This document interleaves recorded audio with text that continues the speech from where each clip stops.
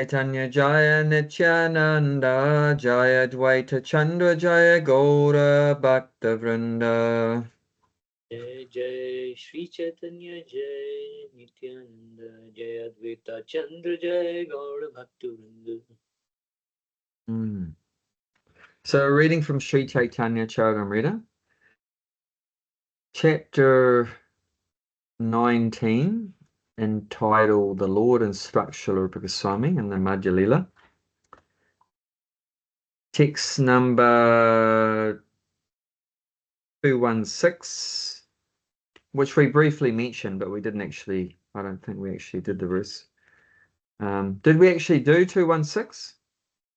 Well, I know I talked about it, but Not remember. No, I think so, yeah. you think we did?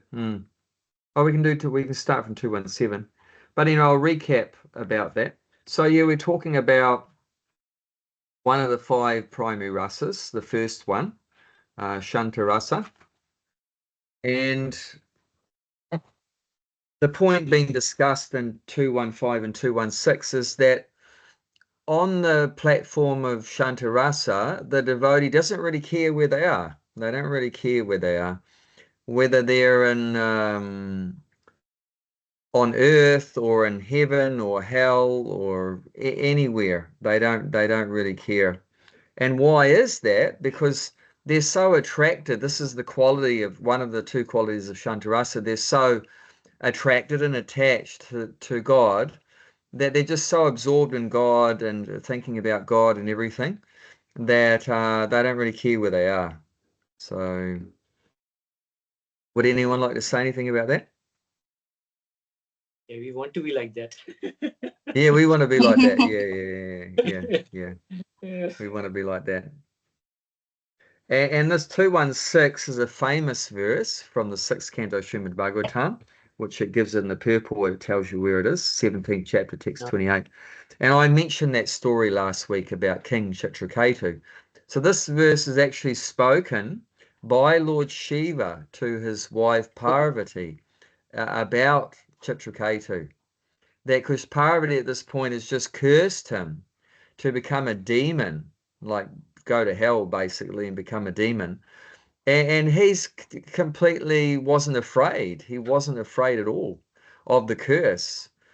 And he didn't try to counteract it or anything, or he just basically said, thank you very much, and went on his way, like that. And he became a great demon named Vitrasura, who fought against Indra in his next life. As the demon, he fights against Indra, and Indra killed him like that. So that's a big story in the 6th canto, like that. But he wasn't worried. And then Lord Shiva, following him being cursed, then he just went away happy. Although he was told he was going to go to hell and become a demon. Then Parvati was completely bewildered. Oh, look, I just cursed this guy, and he should be mortally afraid, but he has no worries at all. How come? She couldn't understand how he could be still so equipoised and peaceful and that after being cursed by the controller of the material world, Parvati, Durga. And then Shiva quotes this verse that for the Narayana Para means someone attached to Narayan. Someone that's attached to Narayan is called Narayana Para. And then they don't care where they are. They're never afraid of any condition of life. They're never afraid of never afraid. Na kutushchana bibyati, never afraid of any condition. Swarga apavarga narakesh. So Swarga is heaven. Apavarga means liberated. So it means even out of the material world, liberated. Or Narakesh means in heaven, Naraka. So any condition of life, they're not afraid of anything. They don't really care. Then not only not afraid, but they're not attracted to even getting liberated. Not attracted to being liberated, or not attracted to going to heaven, and not afraid of being in hell. Because what they are attracted to is always thinking about God, serving God, and everything like that. That's the life of a devotee, always serving God, thinking about God. And you can do that anywhere. You can think about God and serve God in hell, in heaven, on earth, in the spiritual world, anywhere you can serve God. So there's no limitations on where you can serve God. So for the pure devotee, they're not really concerned at all about where they are. As long as there's service to the Lord and they can be Krishna conscious, then they don't mind any condition of life. It's perfectly fine. Anyone want to say anything about any of that? Yeah, I think that's a scary thing for me, because I met the devotees so late in my life, and I went through so much before that, being so lost and not having answers to anything, that you think, oh, I hope I don't come back and have to take 30, I think 30 so years to meet the devotees or to remember Krishna again. Mm. Mm. But that's actually a healthy fear, Bhakti Mala. See what that Yeah, fear is, a fear of forgetting Krishna. So that's actually a healthy fear. And why that's a healthy fear? Why do you think? Why do you think that could be a healthy fear, to be afraid of forget in the next life forgetting Krishna, for the first 30 years or so, being forgetfulness of Krishna. So why is that fear that you have now, forgetting Krishna in the next life, why is that a healthy fear?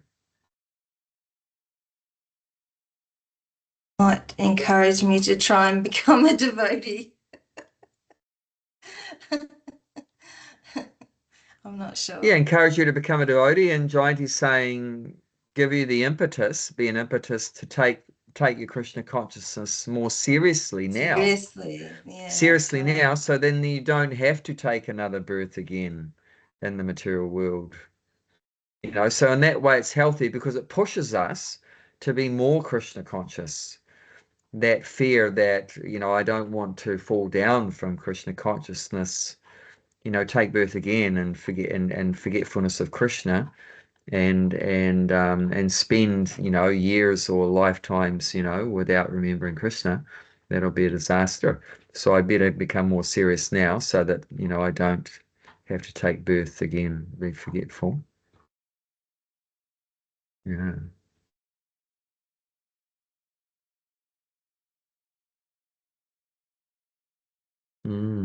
No, that's a very good point you bring up.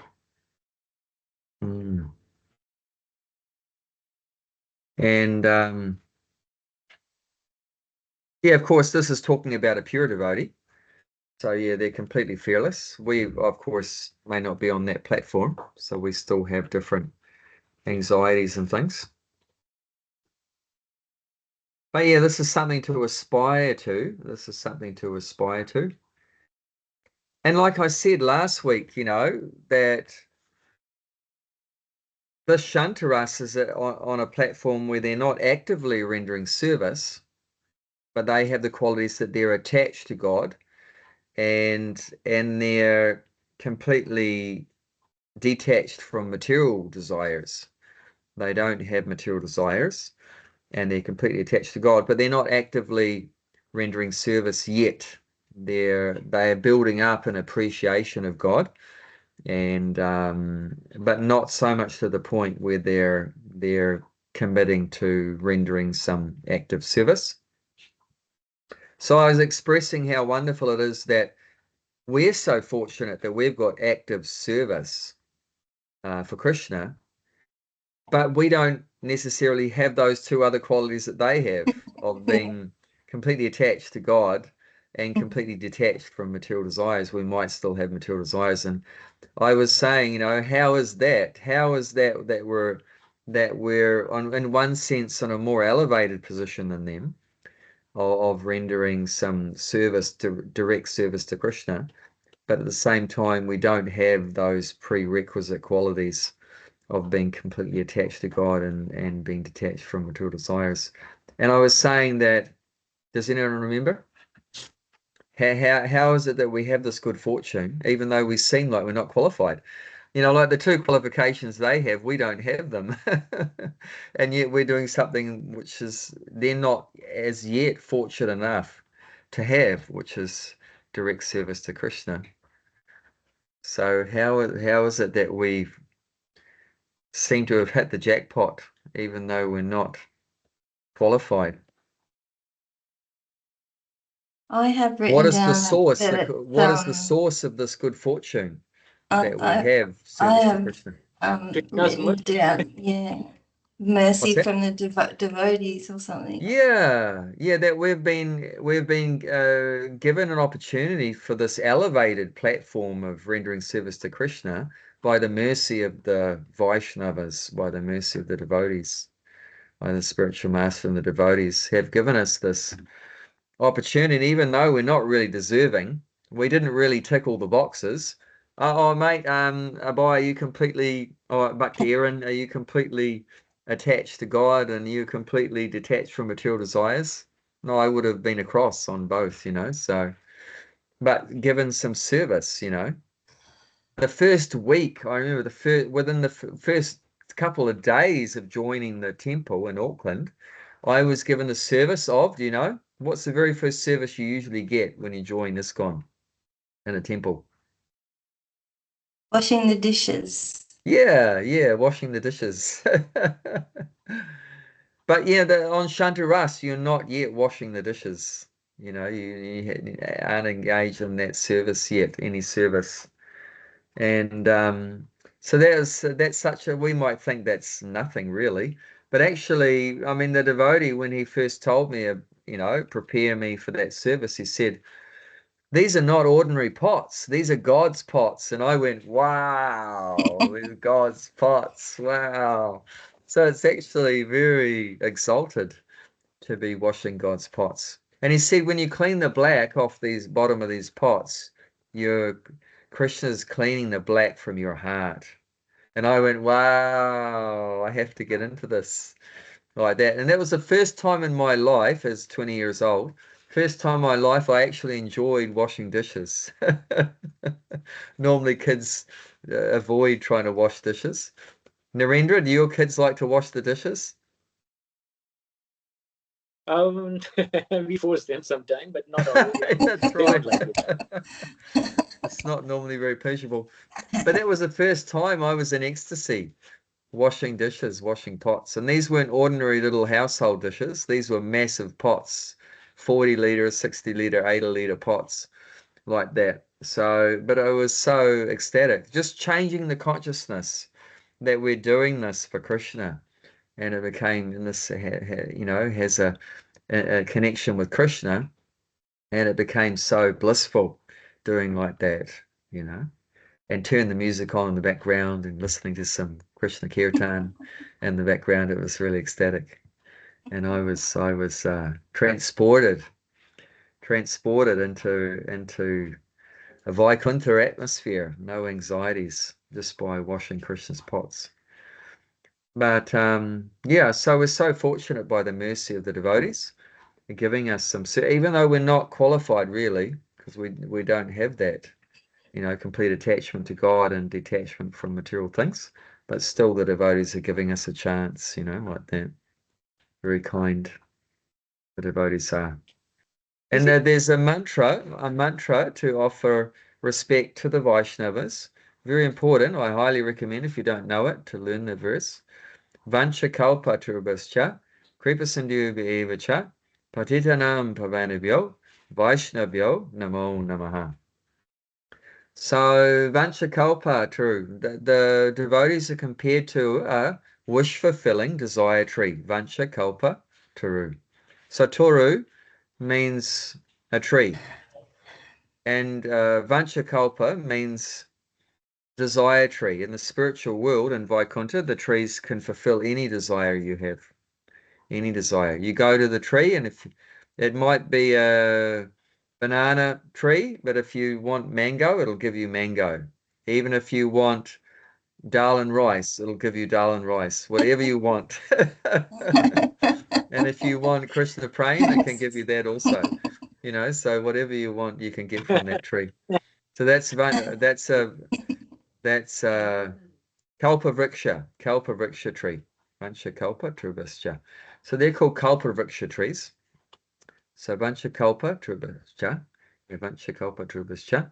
Kripa sindhu eva cha.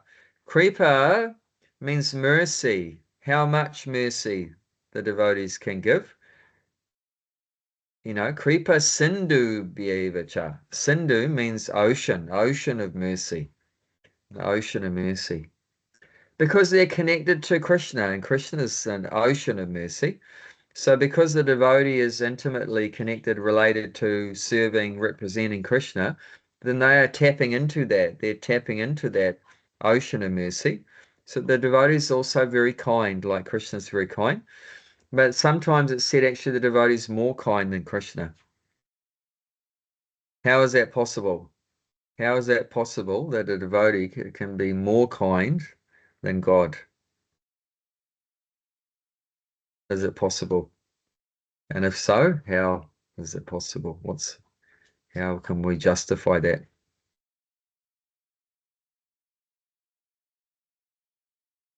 I think is it because they are present as in the in physical form, because God is always behind us. I mean, you don't see him, but devotee is directly in front of you. So somebody who's new, it's very difficult for them to have that kind of a trust or faith.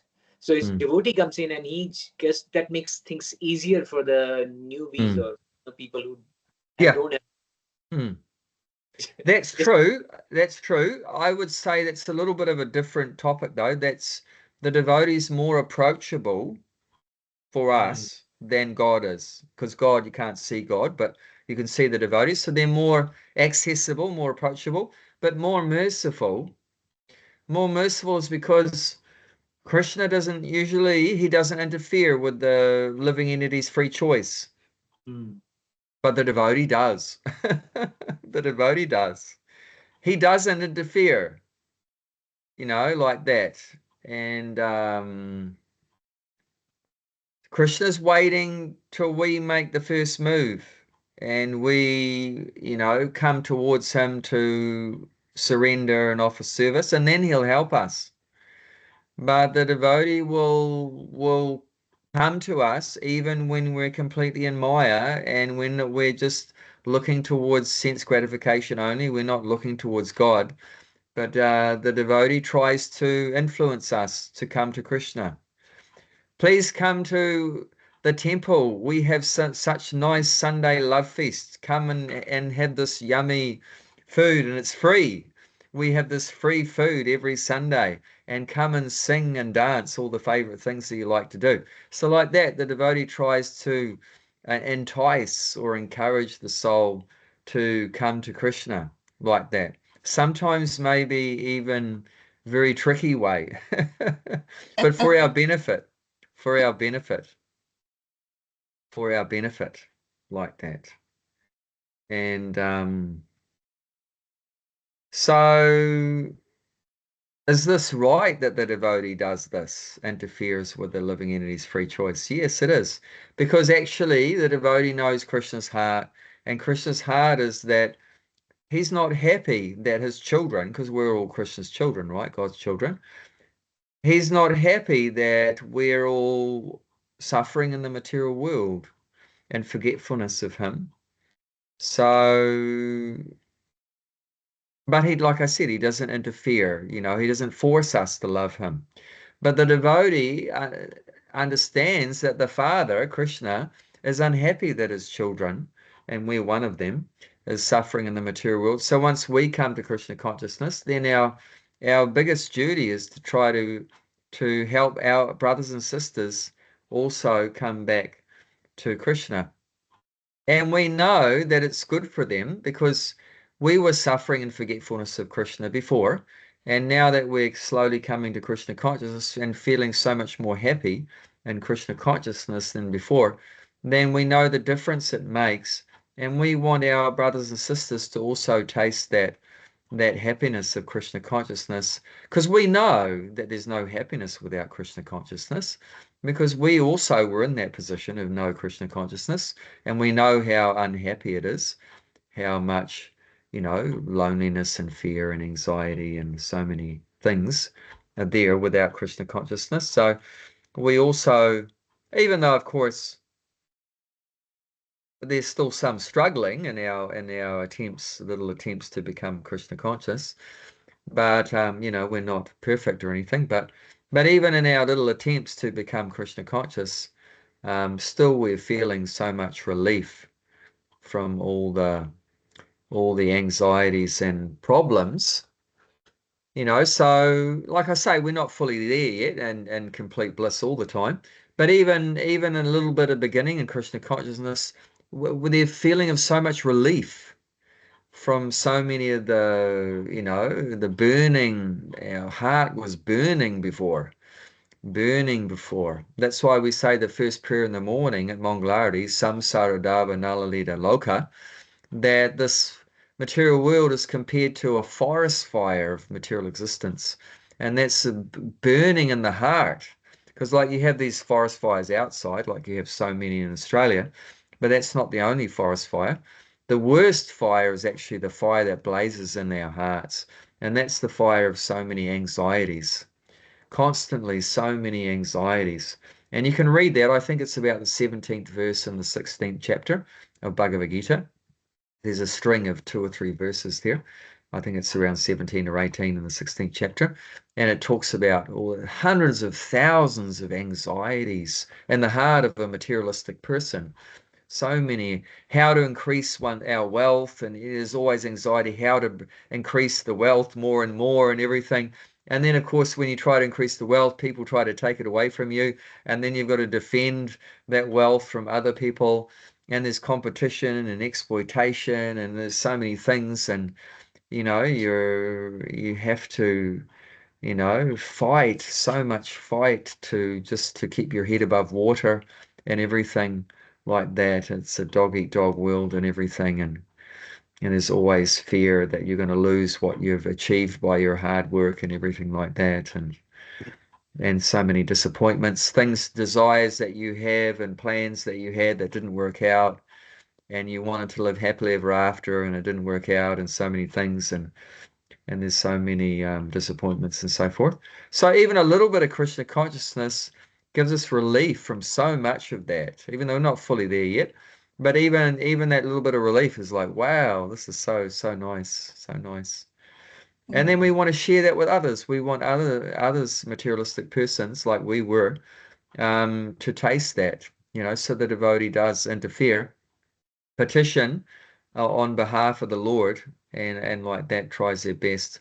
And Krishna's very pleased by that devotee who's understood his heart, how much he cares for all the conditioned souls like that. But that's interesting that the devotee, is even more compassionate, you could say, than the Lord, like that. And takes great risk also, because sometimes approaching materialistic persons is a bit risky. They might get angry. They might get angry like that. So, and Krishna's very pleased that the devotee takes that risk like that. So that's Kripa Sindhu Vivacha. Patitanam Pavena Bhyo. So means patita means fallen, and Pavena Bhyo means delivering. So they're delivering the fallen souls. And that's the main mission of the devotees, like I was saying. So is lifting up these fallen souls. We were also a fallen soul. Someone lifted us up. And so then our duty is to try to lift up others. And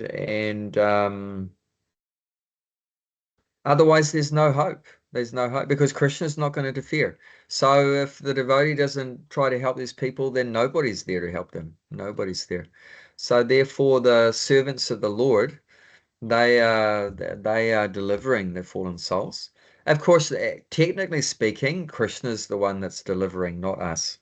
We can't even deliver ourselves, what to speak of anyone else.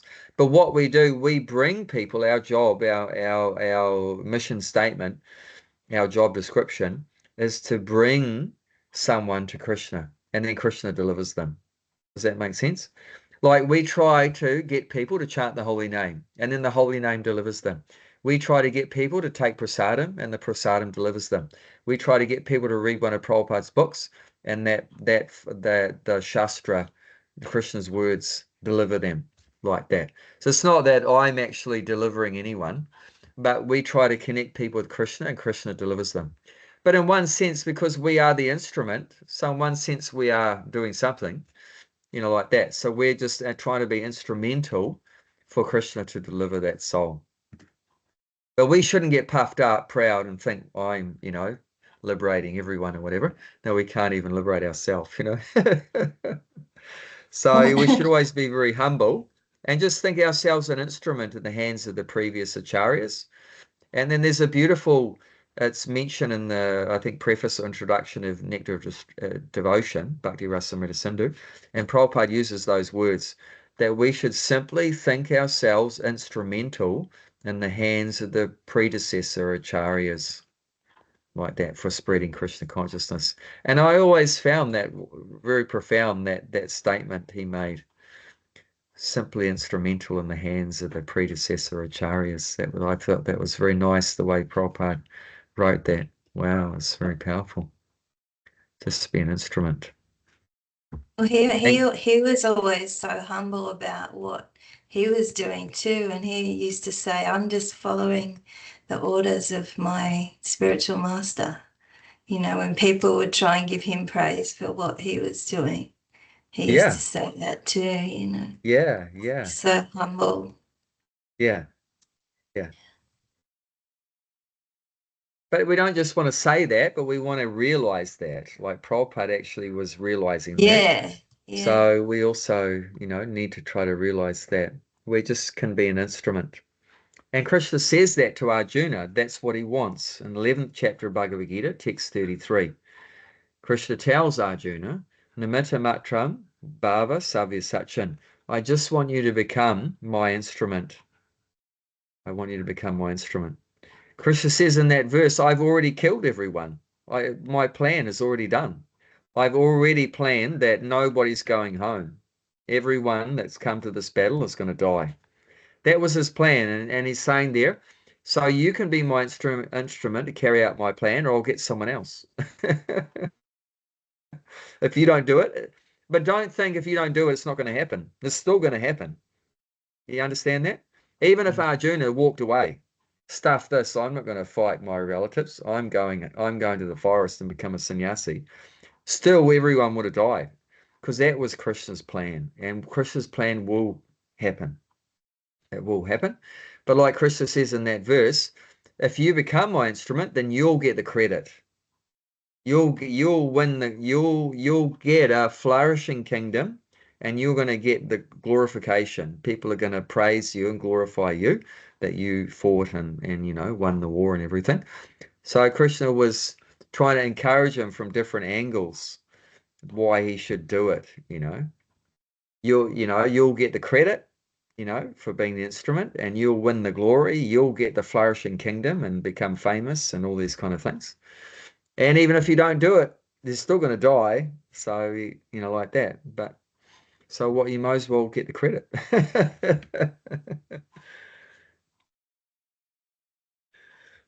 And then Vaishnavyo Namo Namaha. So then offering respect to such a person, that's a desire tree, and desire tree so means you approach the devotee and they can fulfill all your desires. What are your desires? You want to get free from suffering, the devotee can help you with that. You want to become happy, the devotee can help you with that. You want to become peaceful, the devotee can help you with that. So whatever you desire, if you approach a devotee, actually you can get that from the devotee. They're like a desire tree, like that. Because they're connected, once again, not on their own separate, self, but because they're connected to Krishna. Because they're connected to Krishna, so on with that empowerment from Krishna, it's called Krishna Shakti. With that empowerment from Krishna's energy, Krishna Shakti, then they can take away your suffering and bring you peace, happiness, whatever you want, like that. You can get that from the devotees, like that. Prabhupada said, that they were about his disciples. They were dull-faced, morose hippies, dirty hippies, and now they've become happy, bright-faced hippies, bright-faced hippies. So that was due to their connection with Prabhupada. They went from being a morose hippie to a bright-faced happy. So the devotees like that, a desire tree. And they're an ocean of mercy, and they deliver the fallen souls, and therefore they should be given respect again and again. Namo Nama. So Nama means respect, and said it twice, means repeatedly. So don't even just give respect once to the devotee, but again and again and again. Because understand this, without the help of devotees, we get nowhere in spiritual life, like zero. So we should respect them again and again and again, because without devotees, there's no kirtan, there's no talks about Krishna, there's no prasadam, there's no temple, there's no books, there's nothing, no japamala, no nothing, no service, nothing without devotees, so we should respect them, repeatedly again and again, like that. They're very essential, very essential, you know. Like Narendra was saying, Krishna's in the background, but the devotees are right there with us, helping us like that. So actually there's one verse, I'm trying to remember who said this verse. Might be by Prahlad Maharaj, I think, in the 7th canto. He said,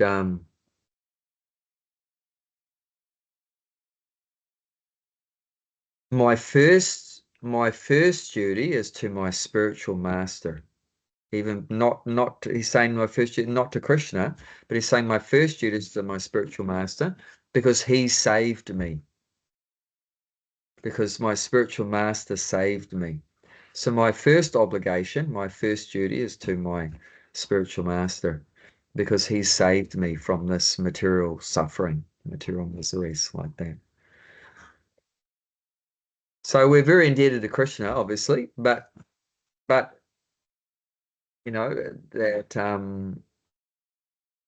but our debt to the devotees who become instruments to pick us up out of the material world, our first responsibility, obligation is to them, like that. Interesting subject, important subject. Want to say anything about that? Yeah, that sounds right. I mean, Narad Muni was the one guru for Prahlad Maharaj, is it? Yeah. So Prahlad was saying, he was so grateful to Narada Muni. So grateful to Narada Muni. Like that. Because when he was in the womb of his mother, who was a demon, Hiranyakashipu's wife, Narada Muni was preaching to his mother, but in the womb he was hearing. So he became Krishna conscious, first of all in the womb, hearing Narada Muni preaching to his mum. Actually, the mum wasn't very interested, it's mentioned. The mum wasn't very interested in his preaching, so she was sleeping most of the time. But he was very attentive. He was very attentive like that.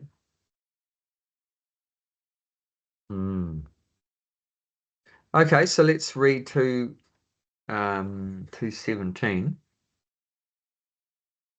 Edoi guna vyape sababhakta jane akashera shabda guna yena bhutagane.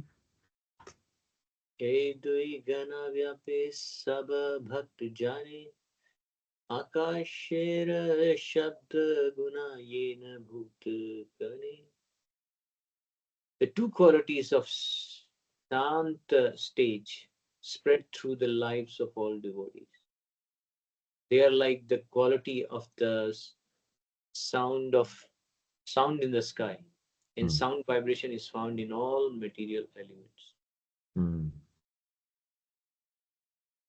So very nice analogy here to how is it that the two qualities that are possessed by the Shanta Bhakta and Shantarasa, which are attachment to the Lord and detachment from all material things. So those two qualities are in all the other 4 rasas as well.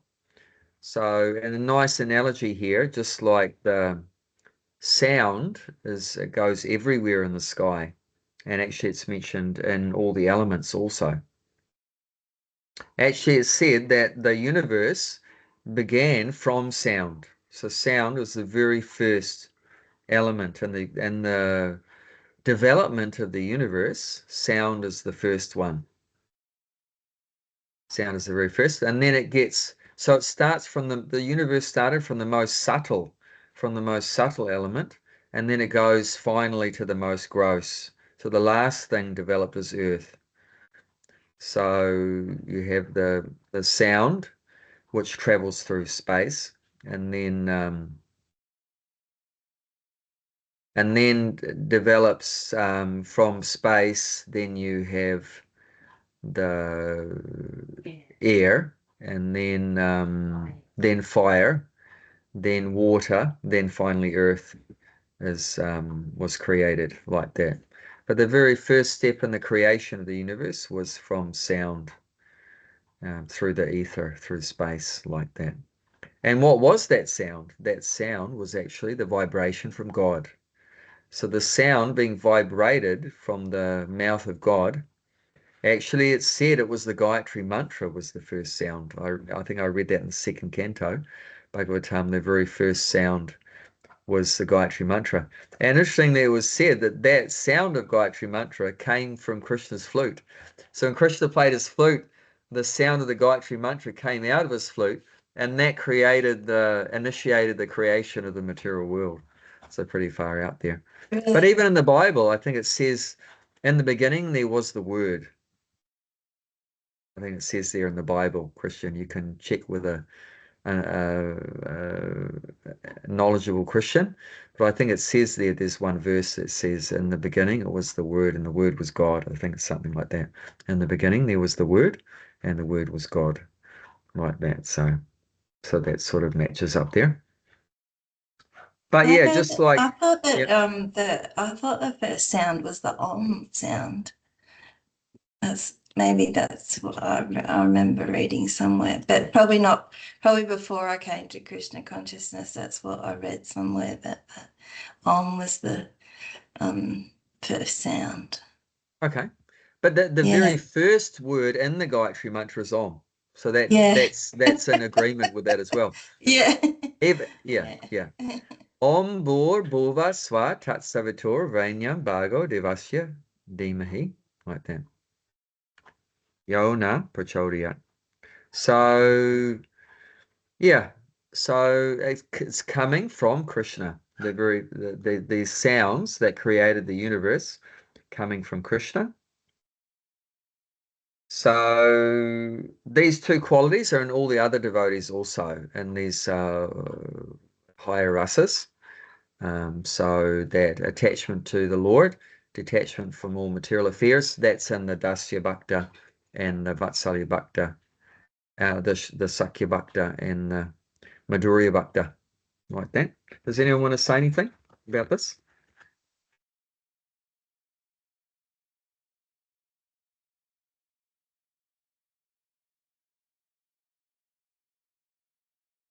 Yeah, it's all pretty makes good sense, I think. Yeah. Mm. So as you go to each rasa you go further, there'll be additional qualities added, but the previous qualities are still there. So you're just adding up more. That's all. So these are the core qualities, is it? Would you say that? I mean, Yeah. So there's 2 core qualities for the Shanta Bhakta, and then there's another core quality for the Dasya Bhakta, and then another one like that, another like that. But I think each subsequent rasa is adding one more quality. But the Shanta rasa, Shanta Bhakta has 2 core qualities, and then each additional rasa has one more core quality. So we'll probably be hearing about that soon. But we're still going on more about Shanta rasa.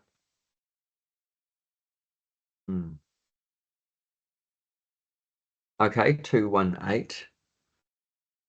Shantira Swabhava Krishna Mamata Gandhahina Param Brahma Paramatma Jnana Pravina. Bhaktimala, do you want to read the English for this one? It is the nature of Shantaras that not even the smallest intimacy exists. Rather, knowledge of impersonal Brahman and localized Paramatma is prominent. So this is interesting, and I did mention it in one of the previous talks about Shantarasa, but not necessarily at this point. Although it says they're attached to the Lord, but not necessarily attached to Krishna. They might not at this point have much of a connection with Krishna. It could be like mentioned here, their attachment is to Brahman or attachment to Paramatma. And in the Shantarasa devotee, it seems mostly they have a lot of theoretical knowledge, jnana, but not much application. Not much application, vijnana. A lot of jnana, theoretical knowledge, but not much application. So that is still not completely perfect yet, So they have a lot of the theoretical knowledges there and understanding of impersonal Brahman and Paramatma. But as I mentioned here, not even the smallest intimacy. So in terms of a relationship, they haven't got really any kind of relationship with Krishna yet. And there's no intimacy there. They understand God is great and everything like that, but haven't entered into some personal exchange is not there yet. There's no, and that's how does intimacy develop? Intimacy means what? A relationship. Intimacy means between two or more persons, right? So that's when you say the word intimacy, then that means you're talking about a relationship with persons. And it means that it has to be a person, right? Because do you have intimacy between two rocks? Yeah. Or two chairs or two glasses of water? No, you have intimacy between two persons. So we know when you mention the word intimacy, you're talking about persons, and you're talking about a relationship, and you're talking about intimacy indicates getting closer. So you're getting, more close, a close relationship, between persons. So in the Shantarasa, there's none of that. You don't have a close relationship between the Shantabhakta and God yet. It's not yet getting close. Because there's no exchange. And that's the point I wanted to make is if you're not close with someone, how do you get close? If you're not close to someone and you want to first thing is, do you want to get close or not? So then if you do want to get close, then what would you do to get close? You want to know them more, yeah. Well, I mean, you know them more. Well, you see, you're knowing them more, and when you really know about them more, and you find there's a lot of really nice qualities they have, and then you decide, once you really know them well, and you've decided, wow, that Narendra has so many good qualities, and I want to get closer to Narendra, then what would you do? Then you approach, have a relationship. Okay, how do you develop a relationship? Just by knowing about someone? No, you interact with them, I guess. You knowing about them is before the relationship starts. You know what I'm saying? So this is the Shanta Bhakta. He's knowing more about God. But when the knowing about God is complete, and then there's, wow, I really want to develop a relationship with God, then what do you do? Like, what would you do with a person if you wanted to have a relationship? You serve them? Yes, then for it becomes Dasya Rasa, Dasya Bhakta. So then it goes from Shanta to Dasya. So then you want to become intimate. So then you do some service. And that's when you actually the intimacy comes. But at Shanta Bhakta, there's no intimacy because there's no service. There's no relationship yet because no service hasn't started. When the service starts, then the relationship develops and the intimacy comes. You coming closer.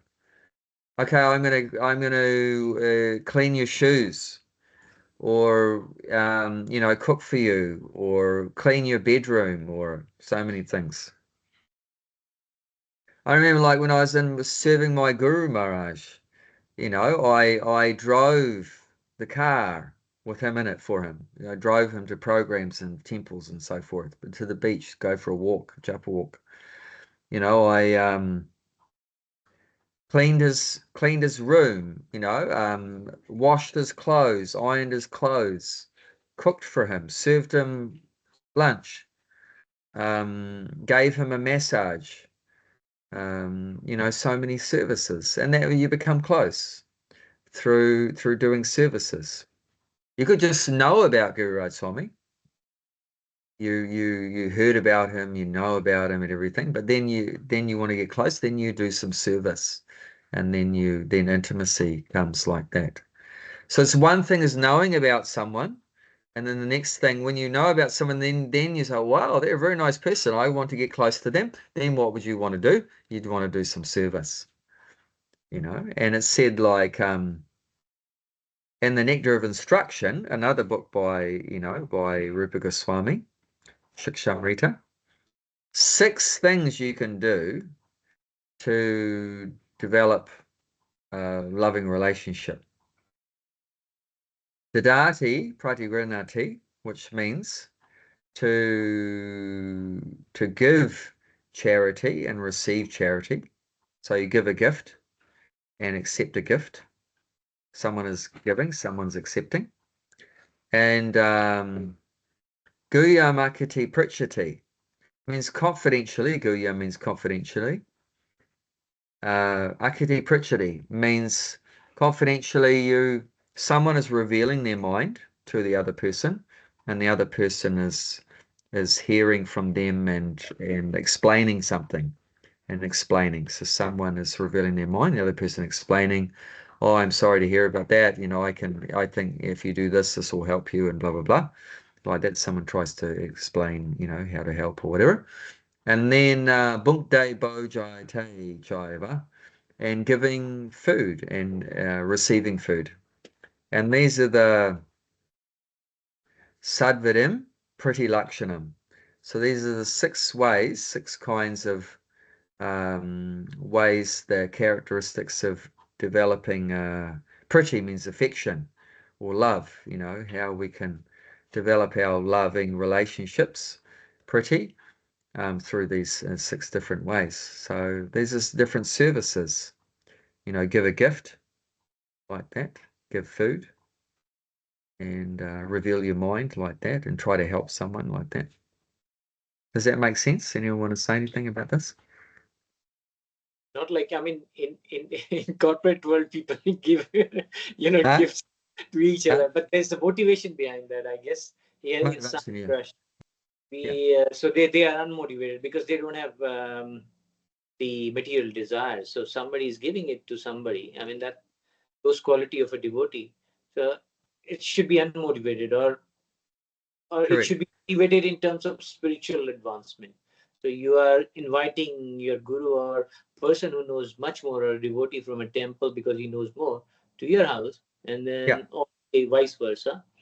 And then it's like you are exchanging. But so that important, I think. I mean, the context of the activity. I mean, whether you are asking somebody to come to your place, give them food, or you are asking. So that that has to be there, right? I mean, otherwise. Yeah, I mean, this principle we're talking about is material relationship, spiritual Yeah. relationship, same thing. There's no difference. The only difference is, one is in relationship to Krishna and the other one's not. So, but these same principles are universal. So everyone does these things. But like you're saying, normally it's for business or whatever like that. So even they know, you know, successful businessman knows that this is the way that's going to improve your business if you develop relationships through giving gifts and giving food and like that, and you know, reveal your mind and everything like that.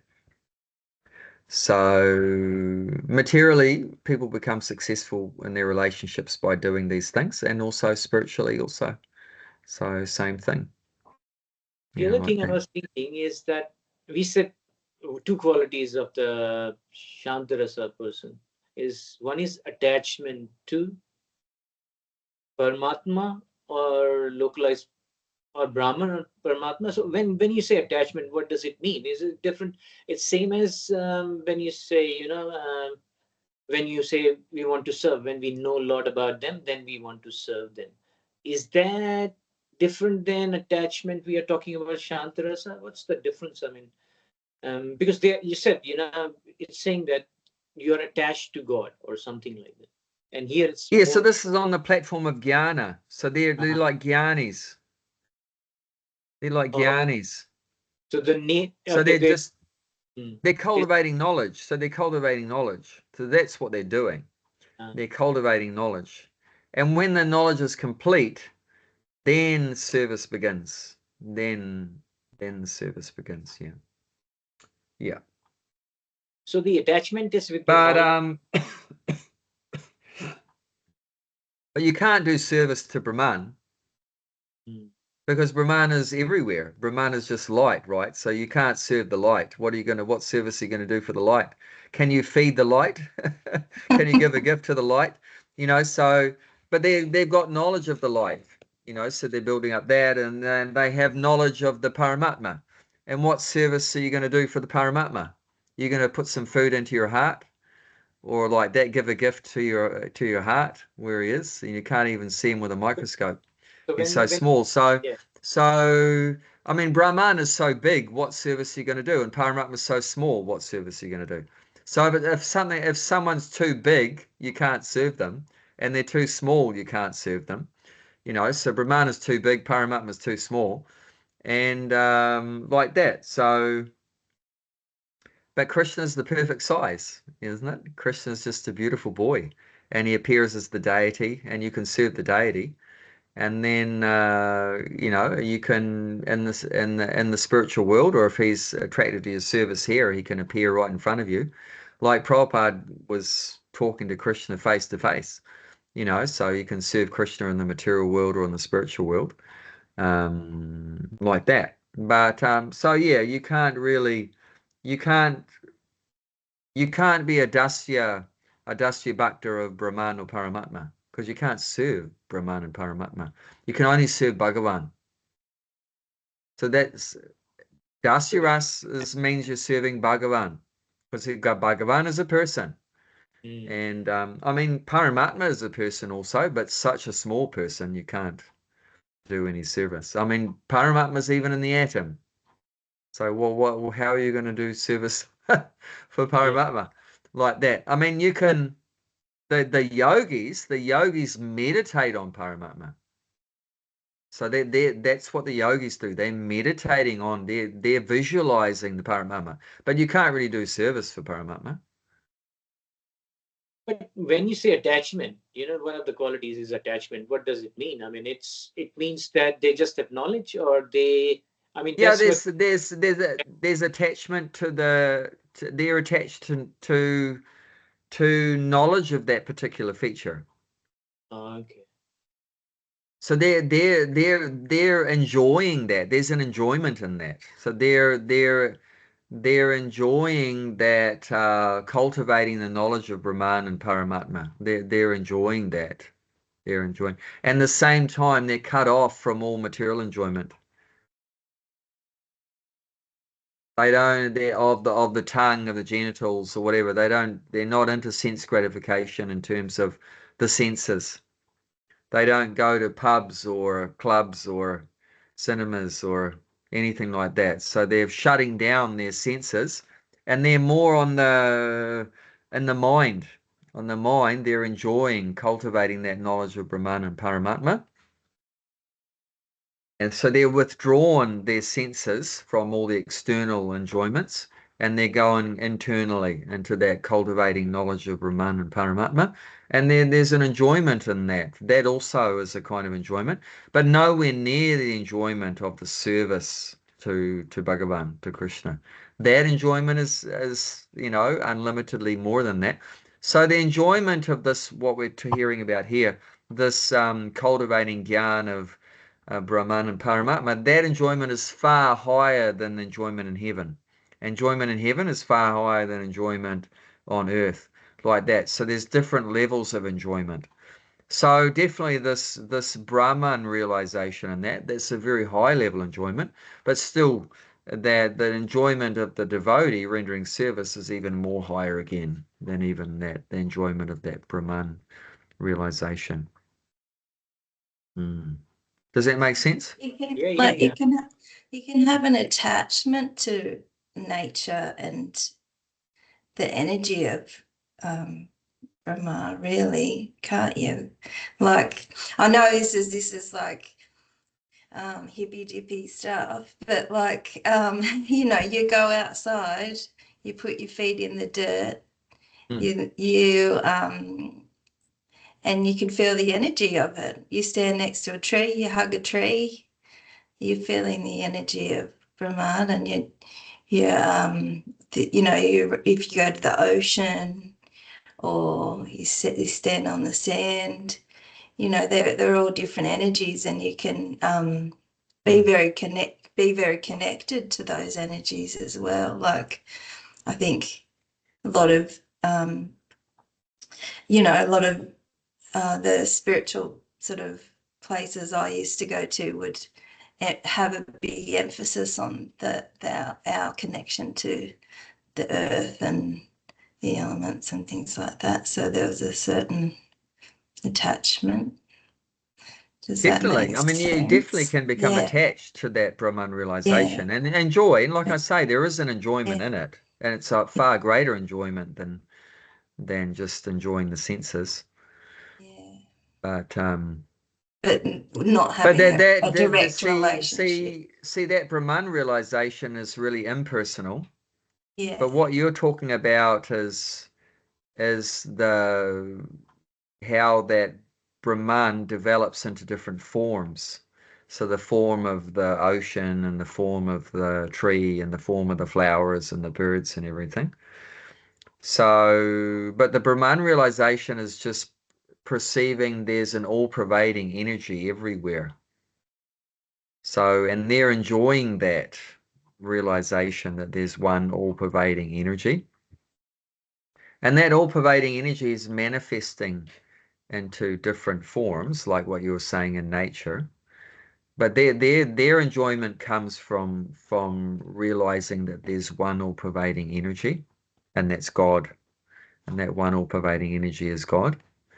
So like okay. that. They're not really just sort of what you're describing of Yeah, as like yeah, nature okay. lovers. Yeah, no, That's a I know nature what you lover is mean. not, Yeah. but that's the thing, They can see your what's eyes are behind the seeing the nice sunrise or sunset and your nose is smelling the flowers. But their Brahman realization not depending on what you see or what you smell or yeah. anything like that. This is beyond that. This is just their They see the a relationship realization they have between in their the mind. yeah. What's that? They see the relationship between Brahman and Bhagavan. Not They necessarily Bhagavan. no. Bhagavan not necessarily in their view yet. But Okay. what they perceive is there's this all-pervading spiritual energy everywhere. That's what we call Brahman. So, and they're cultivating knowledge of that all-pervading oneness, that energy that is everywhere, and they're enjoying that realization like that. But it's so their enjoyment is in cultivating knowledge of the Brahman or Paramatma, not so much in personal relationships. They're not necessarily very advanced at all in personal relationships with God or God's devotees, but they're more on the mental plane. on the mental plane, cultivating knowledge like that. But if, like I say, if that builds up more and more, and that knowledge reaches, once that point knowledge goes past Brahman, past Paramatma, and reaches Bhagavan, then becomes full of realizing what Bhagavan is, then they'll get into Dasiras. Then that will begin like that. Does that make sense? Yeah, I think. Yeah, the last line says he does not develop a personal relationship with Supreme Personality of Godhead, Shri Krishna. So yeah, so they are more on knowledge level, right? Just Yeah. the knowledge of Brahman and what we are or whatever. It's a, and absolute Paramatma as well. I mean, they do the okay, so they believe that there is Paramatma in everything. Yeah, but see, normally the realization would be Brahman first, right? And then as that develops more and more, slowly, then they'll get realization of Paramatma. And as that happens more and more, then finally, if they're lucky, then realization of Bhagavan. And even that realization of Bhagavan will only come by the mercy of a devotee. That So will only come.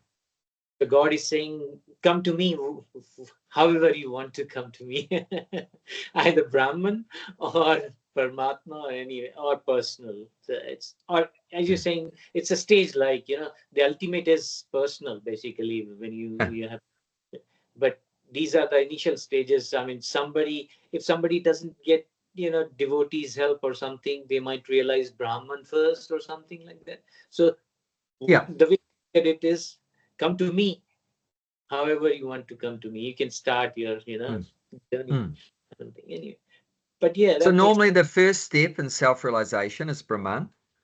And then Mm. the second step is Paramatma realization. The third step is Bhagavan.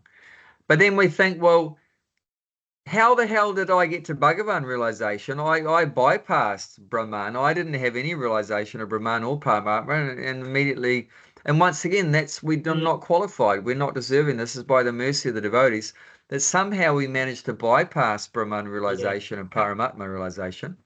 That's I the went from being a meat eater one week to Bhagavan realization, so, and that's just by the mercy of the devotees, we're completely not qualified. But this is ordinarily without that mercy from the devotees, then slowly cultivate more and more knowledge. So in the beginning, everyone's a karmi, a sense enjoyer. And then when you get fed up of sense enjoyment, then you get disgusted with everything, and then you become a jnani. And the jnani is cultivating knowledge and like that, getting detached from things. And then eventually that jnani may head into yoga, and yoga means connecting. So they're connecting with God, and there's different ways of connecting with God like that. So eventually, in the highest of all yogis is the bhakti yogi, and that's the last verse of the 6th chapter of Bhagavad Gita, 647 says yoginam api sarvesam markanteya antaratmata, that the topmost of all yogis is the bhakti yogi who's always thinking about me and serving me and everything with great faith. That's the highest yogi. And Krishna says that's my opinion. My opinion is that the bhakti yogi is the greatest of all yogis. So, but gradually that's the evolution. You go from being a karmi to a jnani to a yogi, and then the topmost is the bhakti yogi, like that. But somehow, by the mercy of Krishna and the devotees, we've come to the topmost point without necessarily even doing a lot of the things that normally come before. Or maybe we were doing those things in previous lives. Maybe we probably, and that's also mentioned in parts of the scriptures, that if you're a bhakti yogi now, it's probably indicating that you were a jnani, and then you were a different kind of yogis, and finally, you've become a bhakti yogi. So it's a, it hasn't come out of nothing. Then it's just been a build up of sapunya, pious activities over many lives like that. So that's also there, this build up of many lifetimes. But also one time a devotee said that, it says in the 7th chapter, text 28, there's a verse there that where Krishna says that after many lifetimes of pious activities and after all one's sinful reactions are completely destroyed, then one can take to devotional service with determination. So a devotee questioned about that verse and said that, Prabhupada, a lot of us, your disciples, it doesn't seem like we've been pious for many lives, and it doesn't seem like our sinful reactions are completely destroyed because we were very sinful, most of us, before we joined. So, but somehow or other, we are serving Krishna with determination, which is what the verse says. So how is it that we're able to serve Krishna with determination, and yet it didn't look like we're pious, and it didn't look like our sins are destroyed? So how is that happening? And Prabhupada said, I created your piety. And all the devotees, I'm sure, went, wow. Because that verse is saying you have to be pious for many lifetimes and before you can take to devotional service. And then Prabhupada said an answer to his question, because they obviously, like I said, the week before we were eating cows and then didn't look like we were pious before. And drinking beer and everything and had girlfriends and so forth. So it didn't look like we were very pious. So, and Prabhupada said, I created your piety. So like I said, that's the devotee can interfere with that living entity's free choice and somehow or other by his love and kindness, connect the person with Krishna. And then that's why they're so dear to Krishna, because they're doing that amazing service like that to lift up the suffering souls. Very amazing. But yeah, normally this is talking about the gradual evolution, like that, from being a jnani to then when they have that knowledge develop that knowledge about Krishna, then they become attracted to Krishna, and then they want to develop a relationship with Krishna, which was not available to Brahman and Paramatma relationship. And then they are attracted to developing that relationship, and that means they have to start doing service, because you're not going to get a relationship with anybody materially or spiritually without doing service. It's not possible. So then you move on to Dasharas. There's just one more verse. I know we're over time, but let's just read the final verse before it moves. And now next time we'll start on Dasharas. So this is 219. Narendra, do you want to read that one? On the platform of Shantarasa, one realizes only his constitutional position. But when one is raised to the platform of Dasyaras, he better understand the full opulence of the Supreme Personality of Godhead. So yeah, they're understanding that they're a spirit soul. That's our constitutional position, that we are aham brahmasmi. So that we are spiritual by nature, that we're not the body. As Prabhupada said many times, you're not the body, you're a spirit soul. But the constitutional position, even I would say further on that, is also not fully developed. It's partially developed. They've understood that they're a spirit soul, but they haven't understood the full constitutional position, which is that the spirit soul is a servant of Krishna, because that's our full understanding of our constitutional position, that we're Krishna Das, we're Krishna's servant. So not necessarily that they have understood that, and when they understood that, then they'll start to serve like that. But the basis of the constitutional position is understanding that we're not the body, that we're a spirit soul, and that they have, that they perfectly know that. The Jnani perfectly knows that they're not the body, that they're a spirit soul, and that's the platform they're on. That they have that knowledge that they're a spirit soul, that they're not the body, but not fully developed to the point of the ultimate knowledge, which is that the soul nature is to serve Krishna. That's called the Swarup Siddhi. That's the perfection of understanding our original form, is that the soul is a servant of Krishna, like that. So they haven't understood the part where we say that we are part and parcel of Krishna. So Yeah, they haven't got that yet. They haven't got that yet. Because if they got that, then they'll start to serve. And they'll start to serve. Yeah, they They think that understand they're one with Brahman. They know they're one with Brahman.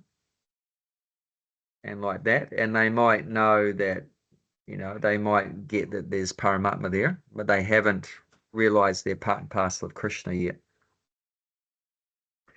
They haven't realized that where does the Brahman come from? It comes to the rays from Krishna's body. They haven't, eventually they'll get there, once, by the mercy of the devotee also. But eventually they'll get there, and then the service will start once they connect the dots that much, like that. So just the knowledge is not complete yet. Knowledge is not complete. The realization is not complete yet. But still very elevated platform, even to know, even that, sometimes we're a bit weak with that, even as devotees. There's still bodily identification there, isn't it? Sometimes that we think we're a man, or we're a Westerner, an Indian, or whatever. And, we feel the pain of the body or whatever like that.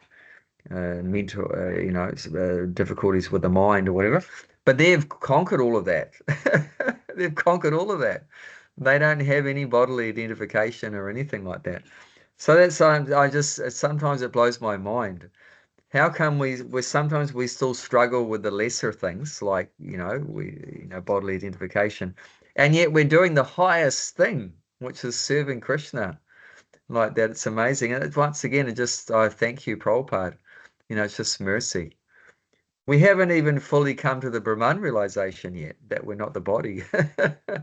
But we're doing service for Radha Krishna or something, or we're cooking the offering for Radha and Krishna, or dressing Radha and Krishna, or singing a kirtan for Radha and Krishna, or talking about Radha and Krishna, but we still haven't fully realized that we're not the body yet, and that we're a spirit soul. That's amazing. It's just mercy. Mercy, mercy, mercy. I think yeah, that's a big question of when we say we are not this body, it's very difficult to actually to implement that in life. I mean, I was reading something. Ramana Maharishi, have you heard him?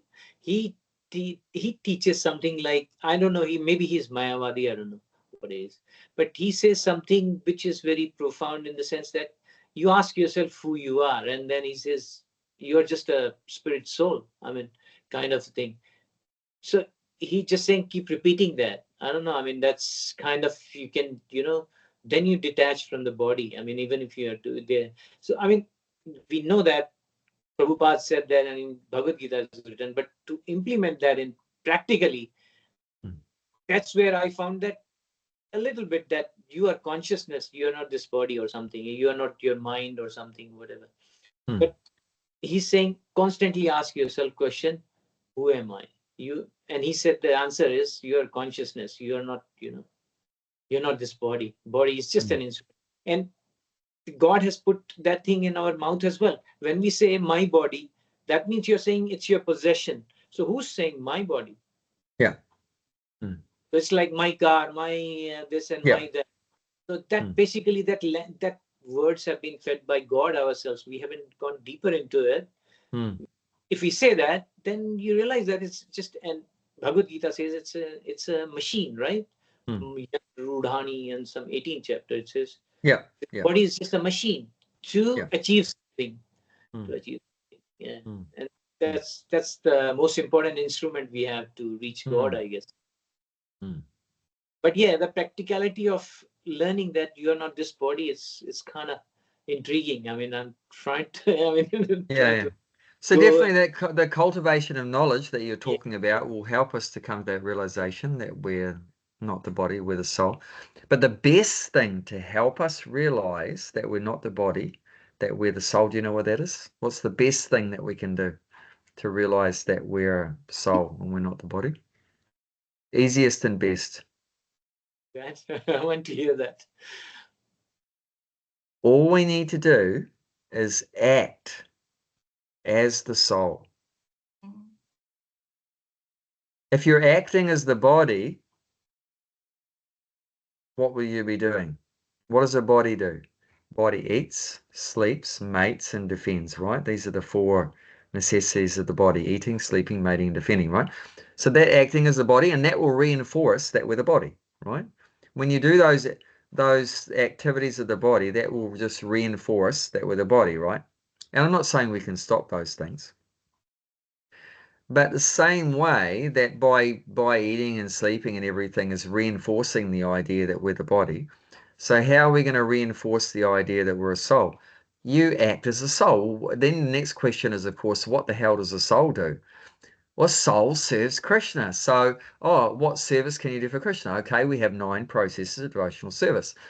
So you are hearing about Krishna, glorifying Krishna, remembering Krishna, worshipping Krishna, acting as a menial servant of Krishna, worshipping his lotus feet, offering prayers to Krishna, becoming Krishna's friend, and surrendering everything to Krishna. So if you do any of those 9 things, or all of those 9 things, you're acting as a soul. And then slowly what's going to happen is that you're going to be identifying more as the soul and less as the body. You know what I'm saying? So we want to, as we progress more, what we want to do is minimize more and more on the bodily activities, which is reinforcing that we're the body. And you'll notice that with advanced devotees like the 6 Goswamis, like Rupa and Sanatan, they only sleep 3 or 4 hours a day. Maybe not even that. You know, Prabhupada slept about 3.5 hours a day. And they didn't eat much. Raghunath Das Goswami ate one bowl of chickpeas every 2 days or something. And of course, you can't artificially imitate that. But slowly, that's what should be happening. We reduce more on the bodily activities and increase more on the spiritual activities. So, and you'll notice all advanced devotees, they chant more. They are reading more. They're talking about Krishna more. They're remembering Krishna more. They're offering prayers more, so they're doing more service like that. So in that way, that realization that we're a soul comes very strongly when you act as a soul. That's what we have to realize. It's not hard to act as a soul. The nature of the soul is to serve Krishna, and that we can do right now. We can do that today. We don't have to wait to go back to the spiritual world to act as a soul. Even though we're in the body, the soul is in this body, but we can still act as a soul within this body by, using these senses that we have, eyes and ears and tongue and arms and legs. We can use these senses in Krishna's service. And that is called sadhana bhakti. So sadhana bhakti is the process of using our senses, our material senses, in Krishna's service. That's called sadhana bhakti, Vaidhi sadhana bhakti. So we follow the rules of engaging these, practices of bhakti using the body. So yeah, it's a powerful process, powerful process. It'll take lifetimes and lifetimes to theoretically understand that we're a soul by just repeating, for example, I'm a spirit soul, I'm a spirit soul, I'm a spirit soul, I'm a spirit soul, I'm a spirit soul. That process is going to be a lot slower than if you just go and, sing for Krishna and clean Krishna's room and, like that, cook for Krishna and make a garland for Krishna. It's going to come a lot more deeply established in the heart than just you doing your affirmations, your positive affirmations and things like that. And yeah, it's a powerful process. Mm. Does that make sense, Narendra? Yeah. I mean, there are different ways to achieve things here. I mean, it sounds like, it's whatever you're saying, it's easy to say, but, doing 24 hours, that at this moment, it's like it's impossible. And yeah, no, I'm not saying that 24 hours, but I'm saying introducing that service in our daily routine. Like we do this, an hour or so on a Saturday, It's not taking up the whole day, but still it's changing our consciousness slowly. The consciousness is changing by offering the food to Krishna, by spending an hour or two a day chanting, reading the books for an hour or whatever like that, offer some prayers and things like that, be with devotees, and slowly our consciousness will change, away from that with the body, more towards that with the soul. I And think, yeah, I think what you're saying is right. I mean, that's what I've experienced, and that's what making me, explore more. And that's, I think, this because of just chanting, I can feel the difference. The change have has happened. There's more clarity, more things. But so that has definitely done that. Yeah. So I mean, there's no easier way than this. Chanting. Otherwise, and it's very difficult. yeah. Mm. But I'm just exploring. I mean, I don't know. No, I agree with what you're saying. It's it's easy to say, oh yeah, I know I'm the soul and not the body, but it feels like you do have to. It's like, I don't think it's realized knowledge for me yet, you know what I mean? And I think that's why in so many of Prabhupada's lectures, and people say just repeating things, but he pretty much says it every time, doesn't he? Like he keeps repeating this to us over and over because, you can think, oh yeah, I know that, but do you really know it? Like, in your heart, are you living like that? I think that's the struggle for me too, it's easier to say, but to actually, for it to be realized knowledge is different. Yeah. I understand Prabhu as well. We just need to follow the process which is there. Some things we don't understand, but we need to just follow it, and it may come in time, I guess. But I think a bit impatient, and it's very difficult to actually outside world and interact with people will be different. But I think we are so impatient. I think we need to cultivate more patience, relax, and follow the process. And I have seen the result. Whatever process you told, yes, definitely it's working. It's because I'm at this stage because I've been following the process. A little bit, not even 100%, just maybe 1%. So I can see that. I mean, that's basically that's. I'm at this stage. I'm asking question because of that. But that's part of the process too, is we have to be patient. That's part of the process too. That's a rare commodity currently in Kali Yuga. I mean, nobody has patience. I mean, that's what. No, I think we have taken too much of your time. Thank you. No, it's good. I enjoyed it. Thank you. Lovely to be with you both. Thank you. Yeah. Okay, you take care. We'll see you soon. Yeah, you too. Hare Krishna. Hare Krishna.